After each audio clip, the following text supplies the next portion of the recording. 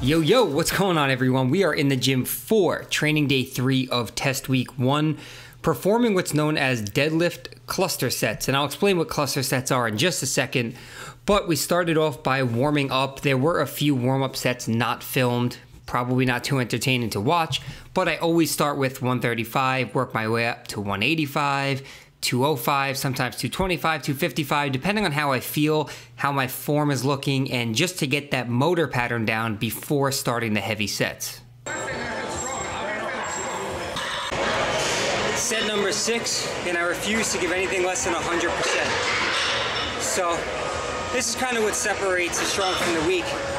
Whether you get the reps or not, it's the fact that you attempt them. So I see people give up far too soon when they should just push themselves a little bit further. So that's what I'm about to do, even though hands are dying over here. Grip's giving out, but my mind's not giving out. Last set.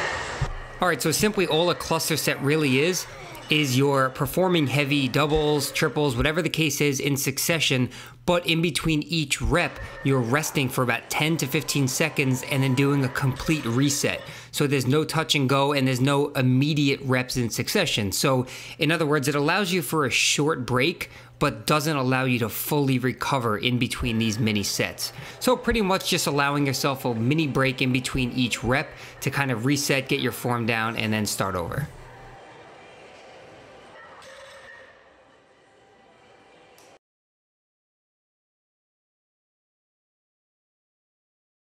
Yo, what's going on everyone? Friday, July 11th, heading to the gym for some cardio and abs. Today's an off day from lifting, but with the new program, there is 1 day of cardio per week, and today's that day. So I'm actually doing conditioning work, so I'm gonna be doing sled pushes. It's 10 rounds. Each round is 20 seconds of maximal work, followed by a 40-second rest period, so doing that 10 times. And I chose to do the sled. I can really do anything, the elliptical bike, rower, but I want to work on the explosiveness, the sprinting, so I think the sled will probably be a pretty good choice. And I'm actually excited to do the cardio. That probably sounds crazy to some people, but in my opinion, it's cool to be able to deadlift over 400 pounds or squat and bench, whatever you can do, but walking up a flight of stairs and getting out of breath, not my style. So coming from a more athletic background, playing football, playing lacrosse, this and that, I want that endurance back and the ability to be able to sprint or even walk without getting out of breath. So excited for the conditioning work, and I definitely think it will help with the explosiveness by doing the sled pushes. So got that. All right, so I started off my workout here with some ab wheel rollouts, something that I'm still working on, still trying to build up my core, and this exercise takes a ton of core stability. So if you've never tried it, I wouldn't recommend using the wheel right away. I would work up to it and work with progressions. So you can just go ahead and probably go on YouTube and look for ab wheel rollout progressions, and you'll find some using a stability ball or limiting your own range of motion, which is what I'm doing here. So I'm not going to full extension. I'm just trying to focus on keeping an extremely tight core and not letting my lower back sag. So great exercise, but not recommended for a beginner. I definitely recommend working your way up to it. All right, so I filmed a couple of sets of decline crunches and just some variations to show you guys, to give you some different ideas. I will be trying to get a full ab routine video out explaining all of the exercises I do and a couple of tips that might help you out a little, which I'll explain one of them in this video, but these are just really to give you some ideas. So I wasn't able to film my entire ab routine in this video. I did some hanging knee raises and whatnot, some cable crunches, but this is just to show you some variations you could do. You can hold the weight like I am now and push it overhead as you crunch up. You can hold the weight over your chest and do weighted crunches that way.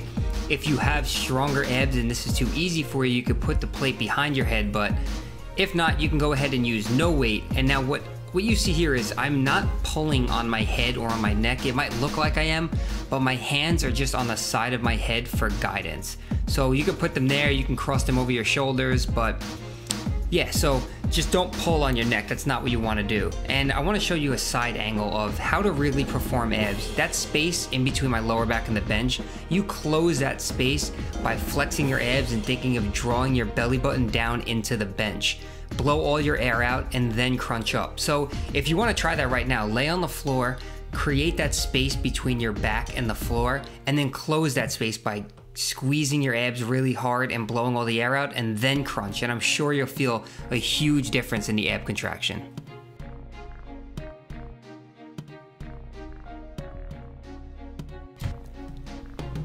Next up, conditioning. So now you guys can watch me die. This was 10 rounds of conditioning. Each round consisted of there and back. So running there, taking the handles out, and running back was 1 round, and I had to complete that 10 times. And it honestly kicked my ass. These were my last couple of sets that you're seeing here with 1 plate on the sled. And I pushed 3 plates before, but not for 10 rounds there and back. So it was pretty eye-opening to the fact that I actually had to take the plate off for my last 3 or 4 sets simply because I felt like I was going to die. And when you're doing real high intensity interval training, max effort, that's how you should feel. So watch, this was my last rep. I didn't try and do this to exaggerate or anything, but I actually fell to the ground just because it was that hard. So that's how real high intensity max effort training should be.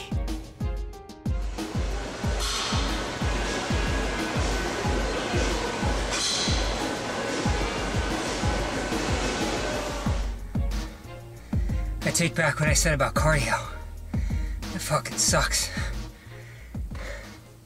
Alright, what's going on, guys? Taking a little break from work, about to have myself some dinner.